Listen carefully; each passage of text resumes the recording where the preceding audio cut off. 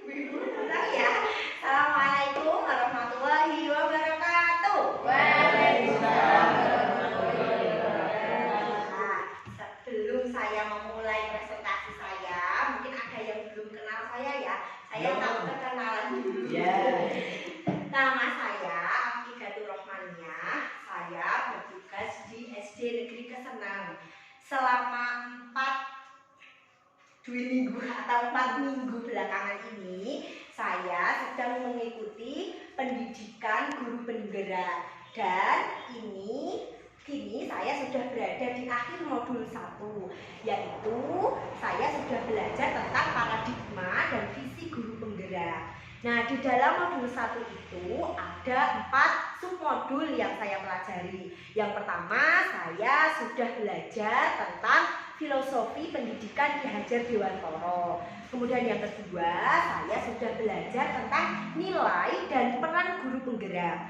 Yang ketiga, saya sudah belajar tentang visi guru penggerak. Dan yang kelima, keempat, saya sudah belajar tentang budaya positif. Nah, pada kesempatan kali ini saya akan mempresentasikan aksi nyata saya sebagai wujud penerapan dari apa yang sudah saya pelajari selama 8 minggu saya belajar sebagai calon guru.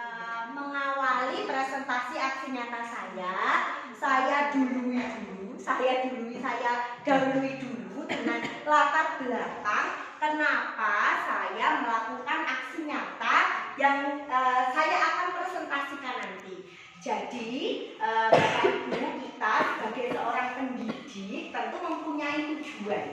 Nah, tujuan kita mendidik itu berada di dalam Undang-Undang Sisdiknas nomor 20 tahun 2003 yang berbunyi, saya bacakan untuk merefresh ingatan kita nih.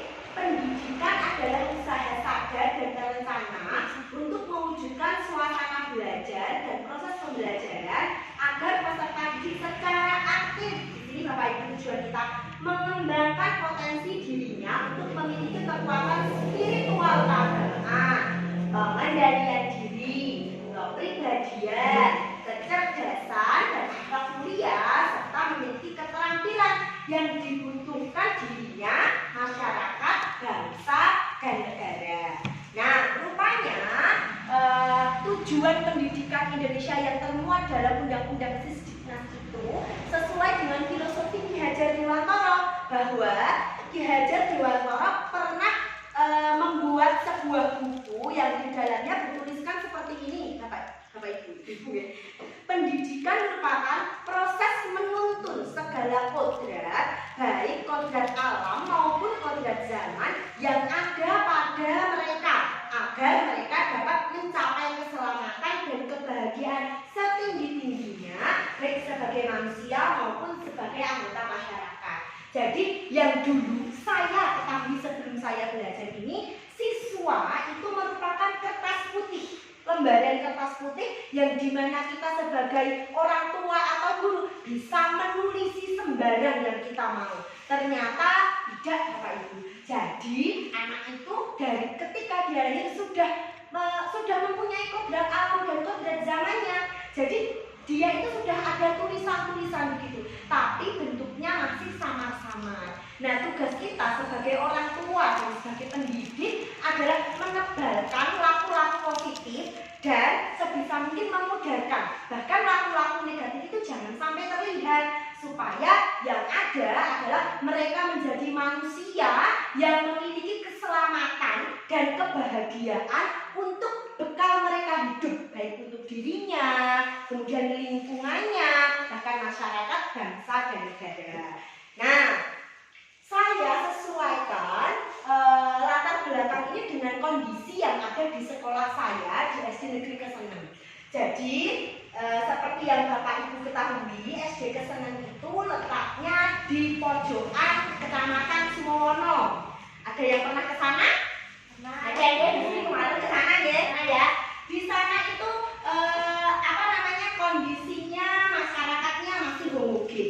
Jadi tidak seperti mungkin di sini yang sudah sedikit heterogen ya. Nah, mata pencahariannya sama, kemudian kondisi sosial budayanya sama.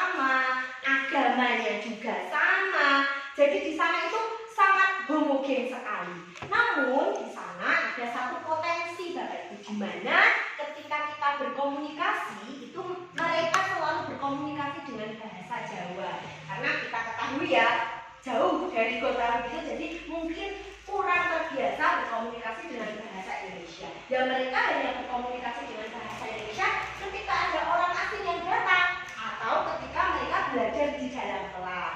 Nah, itu saya rasa bisa menjadi sebuah potensi di SD Negeri Kesenengan. Namun sayangnya anak-anak di sana belum mampu menggunakan bahasa Indonesia sesuai dengan unggah-ungguh dengan baik dan benar. Kadang kepada Bapak Ibu guru maturnya belum begitu baik, masih menggunakan bahasa yang tidak sesuai unggah-ungguh. Harusnya kan kromo gitu ya, dengan temannya kadang menggunakan bahasa namun kurang sopan. Nah, itu kelebihan dan kelemahannya.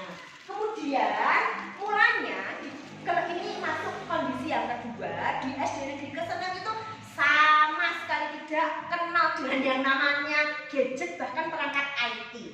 Namun saya sedikit bersyukur Bapak Ibu dengan adanya pandemi COVID-19 ya. Jadi kan dulu kita sempat mengadakan pembelajaran secara daring 100%. Di situ sekolah berusaha berkomunikasi dengan orang tua murid untuk mengadakan gadget bagi anaknya. Nah, kalau laptop sepertinya tidak mungkin, nah, maka mereka semua sekarang sudah memiliki HP. Dan karena bapak ibunya bekerjanya di sawah, di ladang, kurang menggunakan itu dalam proses pekerjaan mereka, sehingga sangat terleluasa anak-anak memanfaatkan gadget dalam proses pembelajaran. Nah, kemudian masuk dalam kondisi yang ketiga, di mana wali murid SD Negeri Kesenengan ini, walaupun mereka mempunyai latar belakang pendidikan yang rendah, tetapi mereka mempunyai kesadaran yang tinggi akan pendidikan anak-anaknya. Sementara yang keempat, penting kiranya ditanamkan kesadaran kepada wali murid dan murid-murid di sana tentang kesadaran menjaga lingkungan. Kita tahu ya, kita setiap hari mengeksploitasi, kemudian kita memanfaatkan lingkungan kita, sumber daya alam yang ada, tetapi kita lupa untuk menjaga apa yang ada di sekitar kita. Padahal bumi ini kan satu-satunya rumah kita ya. Mungkin sudah ada seorang ilmuwan yang berhasil menciptakan roket, bahkan kita sudah bisa berwisata ke luar angkasa ya Bapak Ibu, tetapi belum bisa ditemukan sejauh ini luar angkasa terbukti bisa kita tinggali. Ya satu-satunya rumah yang bisa kita tinggali ya bumi ini. Maka saya berkeinginan untuk menerapkan kesadaran para murid untuk menjaga rumah kita atau bumi kita. Oke, selanjutnya berdasarkan aksi nyata yang akan saya lakukan, tentu saya tidak begitu saja berjalan. Saya mempunyai beberapa tujuan berdasarkan aksi nyata yang saya lakukan. Saya dengan aksi nyata yang saya lakukan, saya berharap nantinya saya bisa memfasilitasi penggunaan bahasa Jawa sebagai kodrat alam masyarakat atau anak-anak di sana sebagai satu kelebihan. Kemudian saya juga bertujuan agar para siswa bisa memanfaatkan teknologi, utamanya gadget untuk belajar, namun mereka bisa menggunakannya dengan lebih bijaksana. Kemudian yang ketiga, saya juga bertujuan bisa menggandeng guru, kepala sekolah, stakeholder pendidikan, kemudian juga wali murid yang berada di sekitar sekolah saya untuk bersama-sama bagaimana memajukan pendidikan, utamanya di daerah SD Kesenengan. Kemudian yang keempat, saya berusaha menumbuhkan kepedulian murid-murid tentang eksistensi lingkungan. Dan yang kelima, saya berusaha untuk bagaimana bisa menumbuhkan kedisiplinan dengan menerapkan budaya positif. Selanjutnya, ada beberapa tolak ukur di mana nanti keberhasilan saya dianggap berhasil. Jadi ada beberapa tolak ukur di mana nanti kegiatan aksi nyata saya nyatakan berhasil. Yang pertama, saya katakan berhasil apabila para murid nanti sudah bisa menggunakan bahasa Jawa sesuai dengan unggah-ungguh. Yang mana itu tadi merupakan kelebihan yang ada di SD Negeri Kesenengan. Kemudian para murid juga nantinya bisa menggunakan gadget dengan lebih bijaksana. Kadang kan mereka mencari informasi gitu ya. Namun informasi yang didapat kadang mereka tersasar ke website-website yang tidak terlalu penting untuk mereka. Kemudian nanti indikator yang ketiga tolak ukur keberhasilan aksi nyata saya adalah guru dan wali murid itu bisa duduk bersama mendiskusikan perubahan-perubahan yang nantinya bisa memajukan SD Negeri Kesenang. Yang keempat, nanti para murid itu memiliki kepedulian akan eksistensi lingkungan. Dan yang kelima, nanti siswa memiliki disiplin positif dalam rangka untuk memiliki budaya positif. Nah, selanjutnya saya di sini juga memiliki lini masa. Jadi saya memiliki apa yang akan saya lakukan untuk menjalankan aksi nyata saya. Yang pertama ada tahap planning atau perencanaan ya. Di sini saya menyusun rencana aksi nyata berdasarkan modul 1 yang sudah saya pelajari. Kemudian yang kedua, saya mencoba berkoordinasi dengan kepala sekolah dan guru-guru di mana tempat saya mengajar. Dan yang ketiga, saya mempersiapkan sarana-prasarana untuk mendukung keberhasilan aksi nyata saya. Kemudian yang kedua, ada proses eksekusi atau pelaksanaan terhadap rencana yang saya lakukan. Di sana, saya melakukan kegiatan aksi nyata dengan mendahului penjelasan program kepada murid-murid. Karena sasaran saya adalah murid dan wali murid, maka saya bisa mungkin menjelaskan program saya dulu kepada mereka. Menurut saya, mereka tidak akan melakukan dengan baik ketika saya tidak memberikan penjelasan kepada mereka. Oleh karena itu, saya harus menjelaskan program dan maksud saya kepada mereka. Yang kedua, membuat kesepakatan dengan mereka. Jadi kita menyepakati tujuan apa yang akan kita peroleh, apa yang akan kita peroleh kalau kita tidak melakukan rencana-rencana saya. Gitu. Kemudian yang ketiga, mengapresiasi keberhasilan, kelebihan dan mengevaluasi kekurangan tindakan baik yang telah dilakukan. Kemudian yang ketiga ada tahap refleksi. Di sini pada tahap refleksi saya berusaha melihat kembali video tindakan aksi nyata yang telah saya lakukan. Kemudian saya berusaha mencari kelemahan dan kelebihan tentang aksi nyata yang saya lakukan. Lalu saya mendiskusikan kira-kira aksi nyata yang sudah saya lakukan itu sejauh ini kurang apa ya untuk bisa lebih baik gitu. Kemudian yang terakhir saya berusaha menuliskannya dalam jurnal refleksi sebagai bahan tindak lanjut untuk perbaikan-perbaikan saya di masa yang akan datang.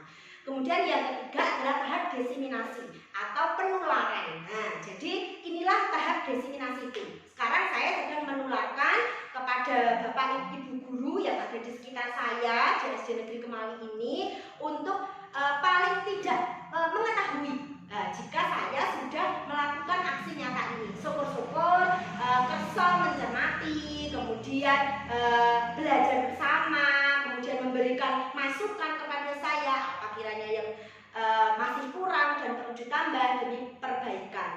Dan syukur-syukur nantinya apabila Bapak Ibu guru berkenan untuk ikut dalam upaya menjadi seorang guru penggerak, di mana kita akan melakukan transformasi pendidikan dari yang dulunya seperti apa hingga sekarang seperti apa, gitu Bapak Ibu.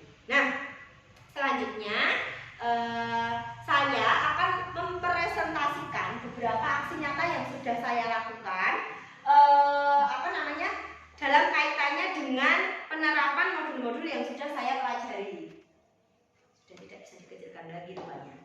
Nah, ini merupakan aksi nyata saya dalam penerapan penggunaan bahasa Jawa dalam kehidupan sehari-hari. Ketika saya datang, anak-anak menyapa dengan bahasa bahasa Jawa, biasanya mengucapkan assalamualaikum, gitu ya, sugeng izin bu, sugeng rawuh bu. Kemudian juga ketika anak-anak beli di di koperasi itu mereka menggunakan bahasa bahasa Jawa. Seharusnya ada suaranya, kok tidak ada suaranya. Aduh.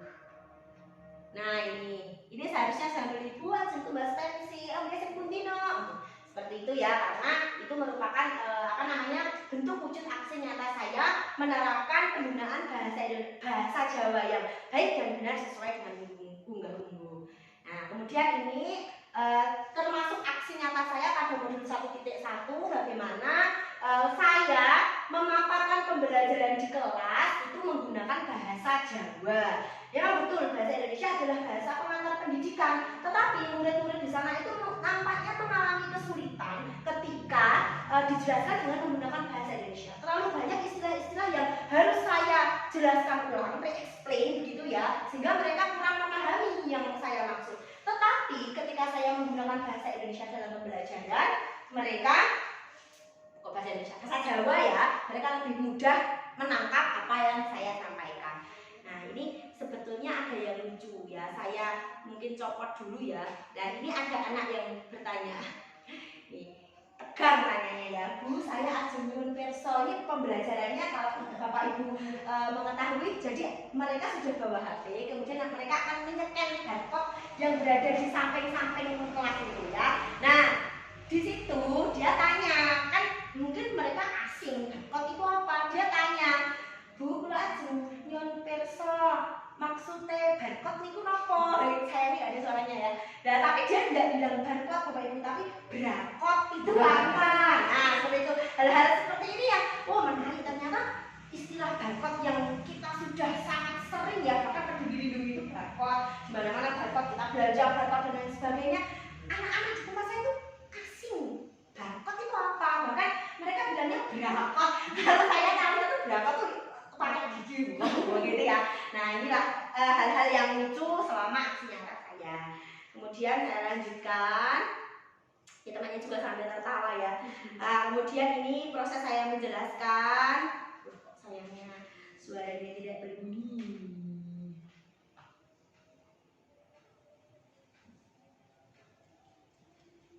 Tidak berbunyi.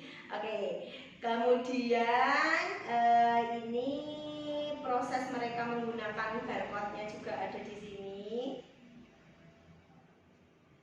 Sebentar ini saya. Nah, ini mereka sedang menyekan barcode tadi, bukan barcode ya, ini barcode ya. Nah, ini mereka sedang belajar tentang keanekaragaman hayati yang berada di Indonesia.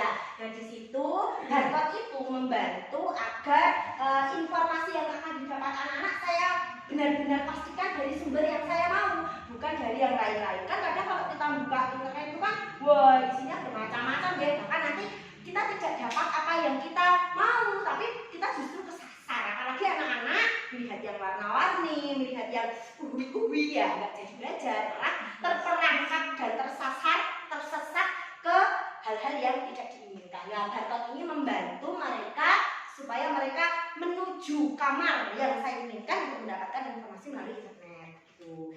Nah, kemudian ini dulu cepetan sekali ya. Ini aksi nyata saya terkait modul 2.2. 1.2 yaitu peran saya sebagai seorang guru penggerak. Di sini sedang memperlihatkan saya menggandeng komunitas praktisi. Jadi saya bersama dengan Bapak guru dan para wali murid sedang berdiskusi membahas kira-kira bagaimana ya langkah-langkah apa ya yang kita bisa lakukan untuk bisa memperbaiki kondisi sekolah kita. Pada waktu itu sedang akan lomba FLS kalau tidak salah, di mana sekolah kita sudah kehabisan uang bos dan kita bagaimana ya mengirim anak-anak kita yang sudah latihan dan lain sebagainya. Kemudian mereka memiliki orang tua itu memiliki kesadaran turunan lawan Bu. Nah itu ya, jadi ini proses orang tua kita berdiskusi untuk menentukan iuran sehingga akhirnya tim FLS 2N di SD Negeri Seneng bisa berangkat karena partisipasi dari masyarakat gitu atau wali murid. Selanjutnya ya, ini aksi nyata saya tentang modul 1.3 berkaitan dengan visi guru penggerak ya. Jadi kita itu sebagai seorang pendidik sudah pasti kalau kita menghasilkan seorang anak yang memiliki pengetahuan dan keterampilan ya.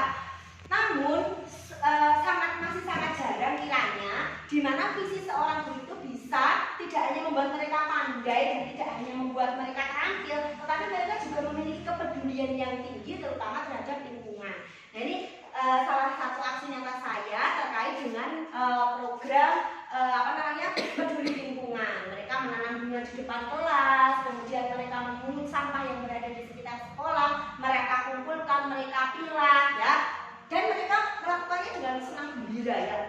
tunjuki sampai dengan bulu dada, kata-kata seperti itu. Mereka tetap senang dan bergembira menjalankan tugas yang diperintahkan kepada mereka. Tidak tunggu sebentar lagi ya Bapak Ibu, ini sebentar lagi selesai videonya. Nah ini mereka sudah selesai. Kemudian terkait dengan aksi nyata saya dalam modul 1.4 tentang budaya positif, sama seperti yang dipresentasikan oleh Bu Fitri tadi, saya di sini bersama dengan anak-anak di kelas saya menyusun keyakinan kelas, di mana keyakinan kelasnya adalah nilai-nilai yang disepakati bersama yang nantinya bisa kita gunakan dalam proses restitusi, yaitu bagaimana cara kita menyikapi pelanggaran-pelanggaran yang ada di sekitar kita, namun tidak menghukum dan tidak memuji atas kebaikan-kebaikan yang dilakukan. Jadi anak bisa menentukan solusi sendiri dari permasalahan yang mereka hadapi. Harapannya supaya nilai-nilai ini berlangsung lebih lama. Nah, dari proses restitusi ini juga saya jadi tahu dan lebih dekat, ternyata seorang anak yang melakukan pelanggaran itu bukan murni karena mereka inginkan, kadang kondisi keluarganya tidak mendukung, kadang fasilitas belajarnya tidak mendukung,